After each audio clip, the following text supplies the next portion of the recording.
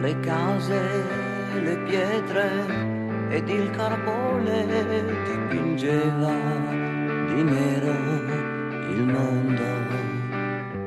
8 agosto 1956, Belgio. Un incendio dilaga nella miniera Bois du Casier a Marcinelle. Muoiono 262 minatori di diverse nazionalità, 136 sono italiani, 5 i veneti. Uomini emigrati in un altro paese che si sporcano le mani e che affrontano l'impossibile per garantire dignità alle loro famiglie.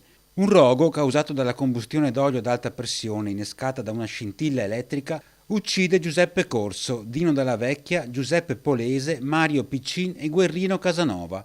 Questi i nomi delle 5 vittime venete, che nei loro comuni d'origine, Montorio Veronese, Sedico, Cimadolmo, Codognè e Montebelluna, hanno lasciato mogli e figli per partire verso il Belgio, alla ricerca di fortuna. Uomini barattati come materie prime sulla base di precisi accordi. Così il presidente della regione Veneto, Luca Zaia, ricorda il disastro di Marcinelle, facendo riferimento al fatto che questi minatori erano manodopera inviata in cambio di quintali di carbone per l'Italia.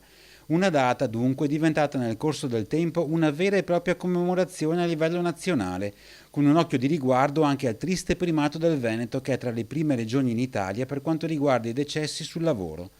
Marcinelle è un simbolo che ci impone di tenere viva la memoria su questa tragedia, prosegue il presidente della regione Veneto, un monito a non dimenticare tutta la storia della nostra emigrazione e, sulla strada di quello che è già un nostro preciso impegno, garantire sempre maggiore sicurezza nei luoghi di lavoro affinché nessuno, conclude Zaia, debba più rischiare la vita nell'assicurare un'esistenza dignitosa alla propria famiglia.